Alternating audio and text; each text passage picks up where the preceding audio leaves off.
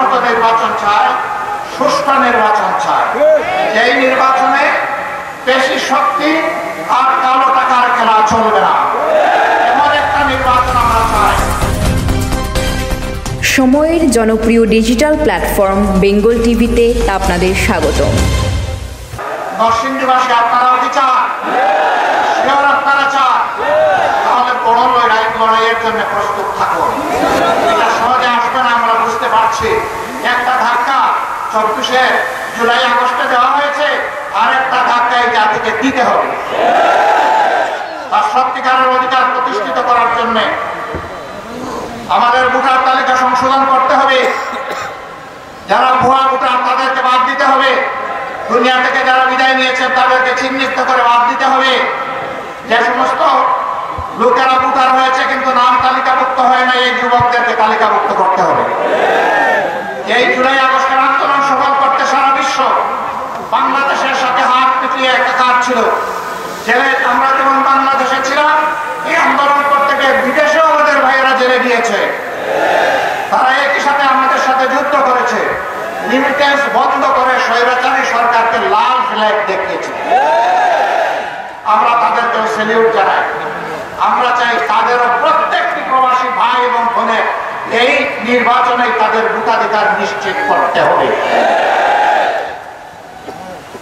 এরপরে মাঠ প্রশাসনে যারা আছেন, যারা অতীতে দায়িত্বের পরিচয় দিতে পারেন নাই, দায়িত্বহীনতার পরিচয় দিয়েছেন, যাদের হাত থেকে জনগণের কেনা,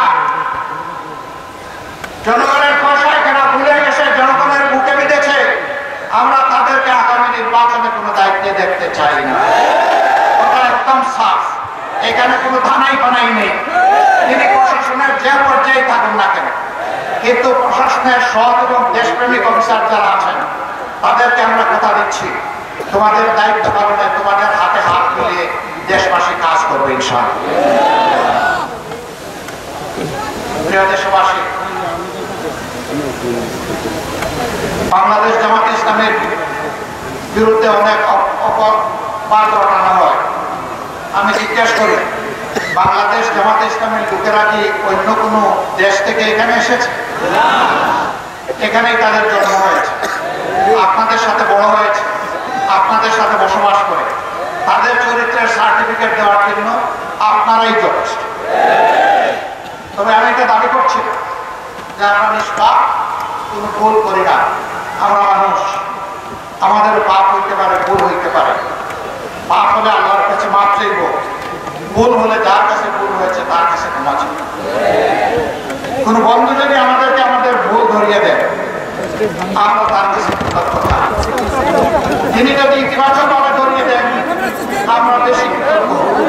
তিনি যদি তার ভাষায় নেতিবাচক ভাবে ধরিয়ে দেন,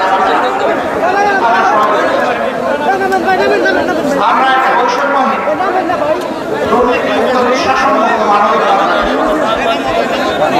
এই বাংলাদেশে প্রত্যেকটা মানুষকে সম্মান করে, নারী পুরুষ নির্বিশেষে, ঘরে বাইরে কর্মস্থলে সকল জায়গায় নিরাপত্তা এবং মর্যাদার সাথে তার দায়িত্ব পালন করে। গর্বিত একজন নাগরিক হিসেবে পরিচয় দিবে।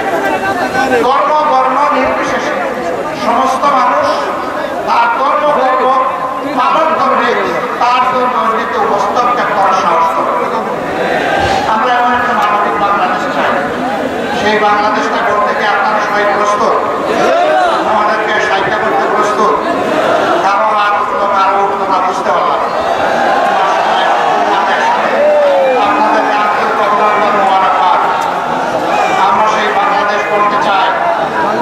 যতক্ষণ পর্যন্ত আপনারা বাংলাদেশ জামাত ইসলামীকে ন্যায়ের উপর, দেশপ্রেমের উপর আপোষহীন পাবেন, কল্যাণকর কাজে দেখবেন, জনকল্যাণকর কাজে তাদেরকে আপনাদের পাশে পাবেন এবং আগামীর বাংলাদেশ গঠনে তাদের উপর আস্থা রাখার মতো আপনারা সামনে পাবেন, ততক্ষণ পর্যন্ত আপনাদের ভালোবাসা আছে, আপনাদের দোয়া চাই, সমর্থন চাই, আপনাদেরকে পাশে চাই, আপনাদের বুকে আমাদের জন্য একটু জায়গা চাই।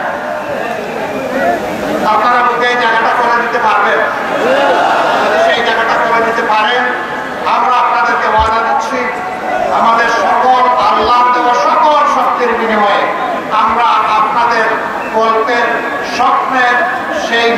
বাংলাদেশ আপনাদেরকে উপহার দেব ইনশাআল্লাহ।